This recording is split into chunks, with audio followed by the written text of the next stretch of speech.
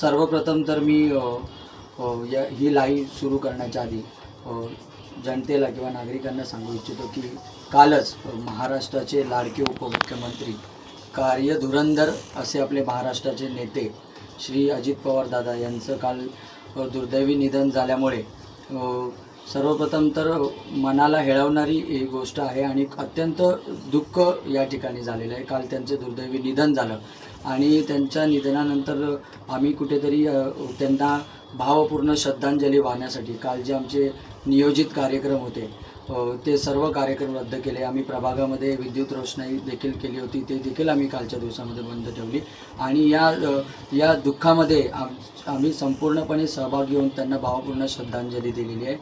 आणि उद्या आमच्याकडे महाआरोग्य शिबिराचं आम्ही आयोजन केलेलं आहे, ज्याच्यामध्ये आशीर्वाद हॉस्पिटलचे विद्यमानाने आणि लक्ष हॉस्पिटल यांच्या सहकार्याने आम्ही उद्या महाआरोग्य शिबिराचं आयोजन केलेलं आहे।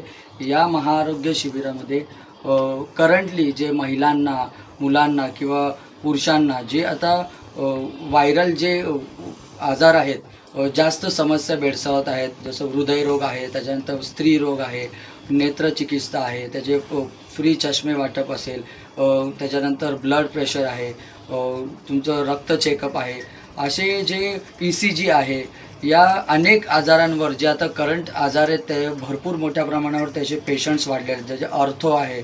तर या सर्व आजारांना लक्षात घेता आम्ही एक महाआरोग्य शिबिराचं उद्या आयोजन केलेलं आहे आणि कुठेतरी हे आरोग्य शिबिर आम्ही आपले महाराष्ट्राचे उपमुख्यमंत्री अजितदादा पवार यांना हे मी आरोग्य शिबिर समर्पित करतो आहे। कारण अजितदादा पवार हे एक मुख्यमंत्री तर होतेच, परंतु उपमुख्यमंत्री तर होतेच, परंतु त्यांच्याकडनं शिकण्यासारखं भरपूर होते। कारण ते असे नेते होते की सकाळी 5 वाजल्यापासून ते त्यांच्या कामाचा सपाटा सुरू करायचे आणि त्यांच्याकडनं राजकारणापलीकडे त्यांच्याकडनं हा एक खूप म्हणजे घेण्यासारखा मुद्दा होता की ते एक फायर ब्रँड होते, कार्यतत्पर धुरंधर असे नेते होते की जे सकाळी पहाटे उठून आपल्या कामाला सुरुवात करायचे।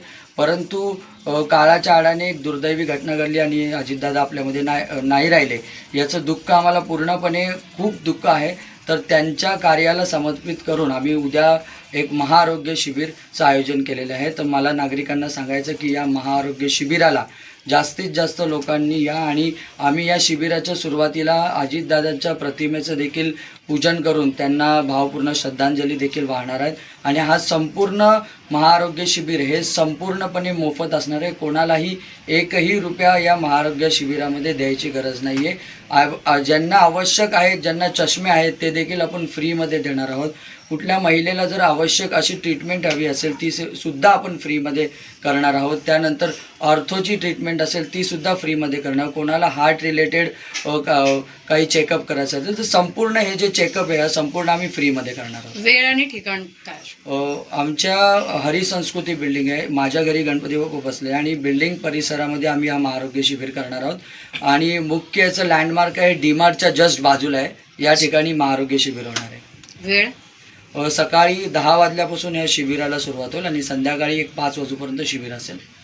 अनेक युवा जे आहेत ते आरोग्याकडे लक्ष देत नाही, तर अशा युवांना काय सांगाल, आरोग्य किती महत्त्वाचं आहे? आरोग्य फार महत्त्वाचं आहे। आज मी देखील एक व्यावसायिक असून मी पण कुठेतरी माझ्या आरोग्याकडे कमी लक्ष होतं कामानिमित्त, परंतु हे जे आपण दुर्लक्ष करतो त्याचं सिग्नल आपल्याला बॉडी वेळोवेळी देत असते की तुम्ही आरोग्याकडे दुर्लक्ष करतात। तर त्यावेळेस आपण लगेच ॲक्टिव्ह होतो की बाबा नाही आता आपलं बॉडी सिग्नल देते तर आपण हे करायला पाहिजे, परंतु असं न करता आरोग्य हे जपणं हे रुटीनमध्ये आणायला पाहिजे।